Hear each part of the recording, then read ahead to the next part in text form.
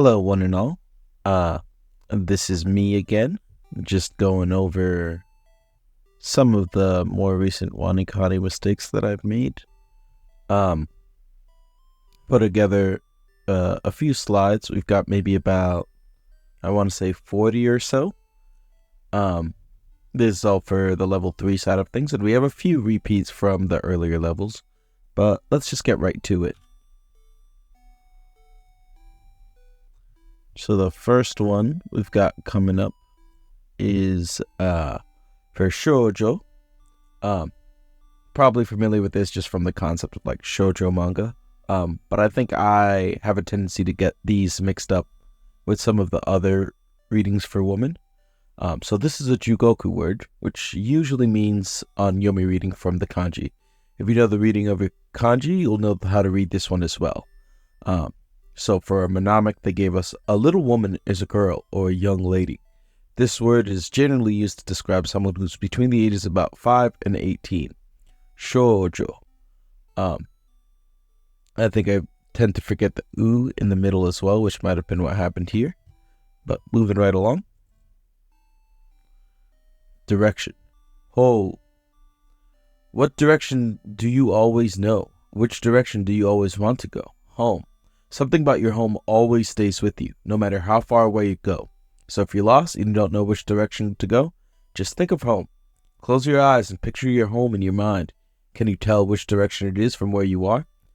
I think that the radical part that it gives you for lid at the top of this kanji kind of looks like a top hat. And it looks like he's got his leg raised in the direction that he's going. So maybe that'll be able to help us a little bit here. Next we got mou for fur. With fur, wisp your imagination to a land where there are stalks of fur all around you, just like a big, tall, grassy field, except instead of grass, it's fur. You're surrounded by the black fur. The wind is blowing. Imagine yourself touching the long fur and smelling it. What does it feel and smell like? Now it's time to get rid of it. There's just too much hair. To get rid of it, you'll need to mow it down with a lawnmower. Imagine yourself starting up the lawnmower and taking it around, mowing down the hair. Hear the sound of the mower in your head. They're loud and distinct. The important thing here is to imagine yourself mowing everything. And this bit with the order, I don't understand it all. I don't know what they're getting at. Smell the fur as you mow it down. Feel it flying everywhere. It's giant, so it must be pretty intense. Make it more intense to help yourself to remember the reading of this kanji better. Alright. Next we've got shi for stop. You have to stop because there's a sheep in front of you. You try to walk around the sheep, but it moves to stop in front of you again. Every time the sheep stops, you stop too. Imagine the fluffy wool of the sheep stopping you from moving forward. You can't push past it, no matter how hard you try. So I think of there's a enemy called a pachyderm in Yoshi's story. It's got like a stop sign and a whistle. Think of it like a sheep version of that guy. Next, we've got suspension, or chushi. This is a jugoku word, which usually means onyomi reading from the kanji. If you know the readings of your kanji, you'll know how to read this as well. So it's got the same kanji as the last one, but it's got like the kanji for middle, so you're like stopped in the middle of something. You're suspended from doing what you were doing before. When something is in the middle of an action, but it's stopped, that means it's put into suspension. Imagine getting frozen while you're running like that. It's kind of like that. And this guy, he's got suspenders on while he's frozen at the stop sign. So hopefully that'll help that sink in a little more. A noon, go. Noon also happens to be the time Godzilla decides to attack for the same reasons. It's dry, and kids are using the slide. So it's got the radicals for dry and slide within it. The slide is like the upper left portion. Hint. Watch in horror as Godzilla's giant foot crushes all the kids in their slide at exactly noon. You'd better go. Next we have uchi for inside. Uchi. Says the word is made up of a single kanji. It should use the kunyomi reading. When learning the kanji, you didn't learn that reading, so here's a mnemonic to help you with this word. There's something inside, and you want to get to what's within. Look inside. Ooh, cheese, your favorite. Ooh, cheese, how I love you. I do like me that cheese. Hiro, for wide. You like being wide because it makes you feel like a different person, but not just any person, like a superhero. Picture yourself lying under your wide, private canopy, pretending to be a superhero on the ground. You're stretching a nice, wide superhero pose, like you're flying through the sky. I think of it as like a hero. He's under the canopy, so he's got like this tent area here, and he's eating a hero. So a hero with a hero, feeling wide in a private place under his canopy. Hopefully that should help. Wide man. Half. Han. You're half wet, half dry. I will cut you in half with my laser blaster, so you're proper again, a voice says. It is Han Solo, the anti-establishment guy who hates when things aren't even. Imagine him using his blaster to shoot the poor Triceratops in half, perfectly down the wet, dry line of its body. So I'm imagining Han Solo riding the Triceratops to like keep it half dry in the rain. So we got this umbrella from the dry end, and then the Triceratops from the portion of the radical. Han for half. Mother, Oka-san. Note there's the after the ka, which I feel like is a little tricky for me. But what does your super nice mother do for you? This is why you're so polite to her. She drives you all around in her ka-san, taking you wherever you need to go. Soccer, kendo, whatever. What a nice mother you have. And next, related to that, we have Oto-san. Imagine you're taking your venerable father, To-san, to Tokyo. He's always wanted to go, and this is the trip of a lifetime. Imagine walking down the streets of Tokyo with your dad, taking in all the sights. So we got a father and son pair here. Dad's kind of guiding the way through the streets of Tokyo. Very nice. Mochiru, meaning to utilize. And no, I have a friend with an Akita Inu named Mochi, so that's part of my little illustration here. Since it consists of a kanji with hiragana attached, you bet that it'll use the kunyomi reading. You didn't learn that reading with this kanji, so here's a mnemonic to help you learn the what is this? The mochi portion of mochiru. What will you utilize to get the job done? You have mochi in your hand, so you'll use that. Now, go think of some kind of imaginary task you'll complete with mochi, making it as ridiculous as possible. So here we're like walking mochi while doing some work on the phone. I don't know, maybe he's training them stonks, making some money. But Mochi's here to help with that. We're utilizing him for our own profit, our own game. Mochiru. Taisetsu. This is a Jukoku word, which usually means onyomi readings from the kanji. Since Tai has 2 onyomi readings, here's a mnemonic to help you remember which one to use. It's extremely important to keep your ties in sets. Taisetsu. If you don't arrange them neatly in sets, the Thai police might just come knocking at your door and take you with them. So it's made from big and cut. If you've got a big cut, that's pretty important. So try and think of it like that. But we're organizing our ties in sets. Taisetsu. Next we've got ushi, meaning cow. This is different from gyu, which is like is what you would use for like wagyu. It also looks a lot like Arrow, Life, and Noon. Arrow has 2 legs at the bottom, if that helps to distinguish that.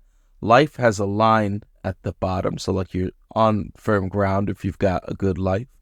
And cow has a neck at the top that kind of extends out from the kanji that Noon does not. Noon being ko and cow being ushi here.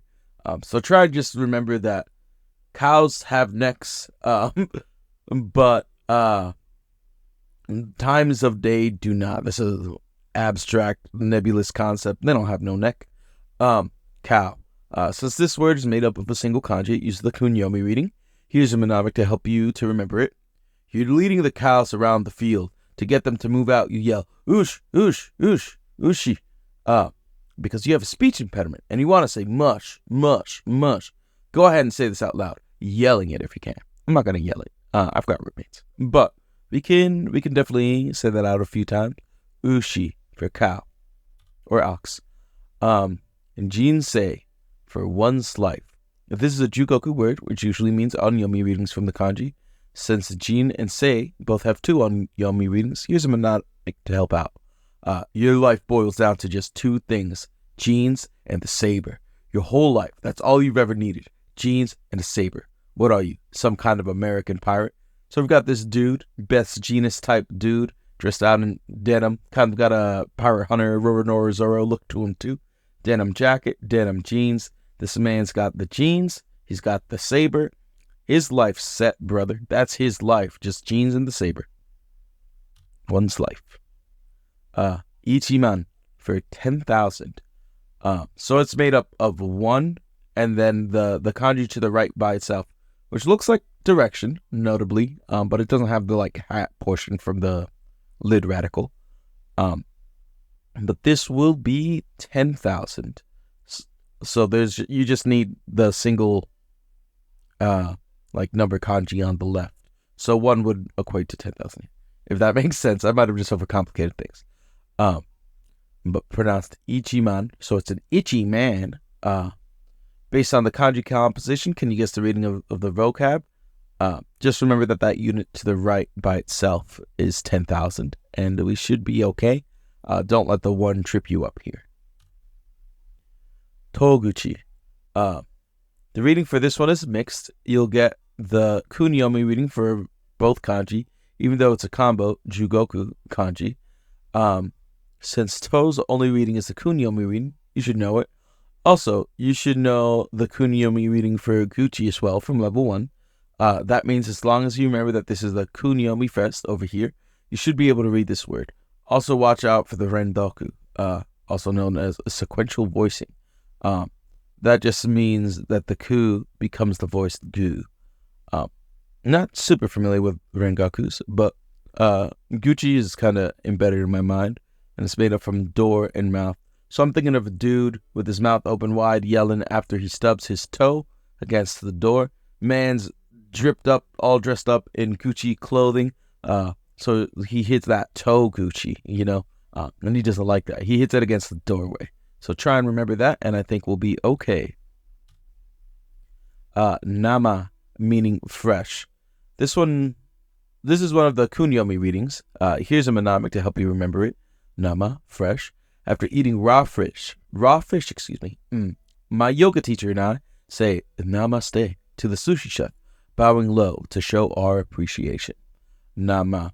And we're going to have a few things coming up right now that also make use of this. So namabiru, this one's mostly katakana, I believe. So we've got nama from before, and this time we have the biru. So we've got bi, and we have extended out that sound, and then ru. So be careful to use the kunyomi here. Other than that, as long as you know your katakana, you should be good here. So we can just think of this girl holding this nice glass of beer for us. Kind of got that like Nordic look to her. Maybe she served it for you in the mountains. She's a nice girl. You got that beer. Have a good time. And Nama Biru. Maybe her name's Nami. Nama Biru. Umareru. To be born. You have to remember the u part of this word to read it. To remember that, let's use a mnemonic. Umameru. Something is about to be born. And when you lean in for a closer look, it's an uni. Yes, a sea urchin. You weren't expecting that. Close your eyes and imagine what the process of an uni being born might look like to help you remember this reading. Sukunai. Sukunai. I think of Sukuna from Jujutsu Kaisen. You have a few of something. This something is suckers. Imagine putting all 3-ish of them in your mouth at once. How does it taste? Can you taste the flavors from each of the few? So instead of suckers in this case, think about you've got, he's trying to eat just a few fingers, maybe like 3 fingers or so. Sukuna's out here. He's got these fingers in his mouth. The Sukunai. Not to be confused with Sukuna, but Sukunai, meaning few. 100,000. So we've got 10,000 on the right, and then we have Ju for 10. So 100,000. So 10 and 10,000 are what make this up. And it's pronounced Juman. So you can think of a Jewish man. Maybe he's a rabbi. He's got like a Scrooge McDuck pile of money here. He's holding up this cross to represent the Jews, since that's shaped like a cross, that being 10 by itself. So 100,000 here, 10 plus 10,000. 100,000. Kiru, to cut. When you think to cut something, what do you think about cutting? One thing is cutting down a tree, which is also known as ki. Yukiru, a ki. So we've got Sora here. Couldn't get the keyblade really rendered right, but he's cutting this guy down with the keyblade. Well, if you see Sora, that's always what he's got. He's got that keyblade on him. So he's cutting the tree. Shi, for city. My friend noted that it's usually like a suffix added on to the end of city names, unless that it means city by itself. But that's a little more context than we necessarily need, particularly at this moment. But this city must have a lot of sheep, because there's a sheep monogram on the towel. It's the sheep city. Imagine a city that has a sheep for its mascot. This city was built on the sheep. Don't you say a bad word about sheep while you're in there. So it's made up from the radicals for lid and for towel. So we see this guy, he's surrounded by sheep. He's got a towel with him. He's holding the sheep. Not bad. Shi, city. To get fat. Futoru. Futoru. Since this word consists of a kanji with a hiragana attached, you bet it's a kunyomi reading. You have to learn the futo portion of this word to be able to read it. Here's a mnemonic to help. You're getting fat so quickly that you can see your body expanding. You look down at first and you can see your futo, but then a second later, you can't. You can't see your foot because you're getting fat, even when you stick your foot out, or stick your foot way out. What's going on? Futoru. Got a dude looking down. In this case, Snorlax to help with that weight imagery. Can't see his feet no more. Tragic. Futoru. To get fat. Oh, I should know. It's the Ru version here. And Rus tend to be verbs, so it's like the verb version of fat. Okisa. Now, the thing that trips me up here is that there are two O's, so it's okisa. But it just kind of comes out as like one longer, like O sound. When a vocab has hiragana attached to the kanji, it's probably going to be the kunyomi reading. Since you learned the onyomi reading with the kanji for big or tai, I think in this case, we have to use a mnemonic to remember this word. When you saw the size of, pick something surprising, in this case, the colossal Titan, the colossal Tyson might be something different. You said, oh, shit. Really imagine something surprising. Say the oh part out loud as well. Think about the size of whatever you're looking at and how big it is. Okisa. Two O sounds at the start. Okisa. And this is size, like the concept of size. Not necessarily that something is big, but just the idea of size in and of itself, which is another failure point for me. Noma, which this is a repeater. So it's generally not something that you pronounce, just indicates that one part of whatever kanji it's associated to is repeated out instead of needing to draw it multiple times. In Japanese, the symbol is often called noma because it looks like the katakana characters no and ma put together. If you don't know katakana, then this will be easy to read. Or if you do know katakana, this will be easy to read. If you don't, think of it this way. Your mom is the repeater. She's trying to force feed you over and over again until you explode, literally. You keep yelling, no, ma, but she doesn't stop. She's on a repeating track, never stopping, repeating forever. So we got two maternal figures here. Maybe she's I don't know. You got two moms. Sometimes you got two moms. And she's over here, she's feeding you, and you're like, no, stop it. No more, ma. No more. No, ma. If you feel like you're so full, you're about to burst, and if you imagine your mom doing this to you, how could you, ma? You should be able to remember the reading for this kanji. That being said, the reading is mostly only useful in the event that you have to identify a noma. Otherwise, you won't see it much. So it's generally not pronounced, but people have a little name for it. Noma. Sun, Nichi. There are so many onyomi for this kanji, but since this kanji is so important and common, you'll end up learning them all eventually, whether you want to or not. For now, you're only going to have to learn one of the readings, and that is Nichi. I think I tried to use he before, which is why I think I got this wrong. So we're going to think about Nichi. The sun is so hot. It focuses its rays to take out one man, and that man is Friedrich Nietzsche, famous philosopher. He philosophized one too many things about the sun, so the sun decided it was time he paid. The reading will be easier if you remember Friedrich Nietzsche, so do your research and learn about him if you don't. He's a pretty historical dude. Imagine the sun is totally pissed off too. It makes a grunting noise as it builds up a sunbeam to blast him off the face of the earth. Also note that there's another reading worth learning as well. What is this? In G2? The reading could be remembered by thinking G2 readings. Chito? Jitsu? I'm doubting myself here. Someone correct me if you're listening. Because seriously, 2 readings, too many. Jitsu, I think. Anyway, worry about Nietzsche for now, as he's worried about that sun coming after him. It's like that Mario 3 sun. He knows what he did. Your days are numbered, Nietzsche. Spoon. This one is just a radical, so not, it doesn't necessarily have a reading of itself. It might have one that comes up later, but as of this moment, I don't know. It hasn't come up. This radical looks like a spoon. Well, a spoon that's been bent a lot by an angry person or a psychic. Go grab a spoon and try to bend it into shape. Then hold on to it so you see that you'll never forget that this is the spoon radical. I was thinking of a cadabra. The AI couldn't necessarily manage cadabra. I thought it would be a common enough, well-known Pokemon for it to get, but not necessarily. So think about like a psychic creature bending that spoon. Kind of like the bottom roundish part of the spoon is the bowl part that the food goes into. So we got a spoon here. Next, we've got stone or seki. This one is also, I just missed the radical itself. I think I tend to confuse it with right, which looks fairly similar. But note it's got this like leaf coming up on the upper left. The leaf is growing out of a square thing, which is normally a mouth, but not this time.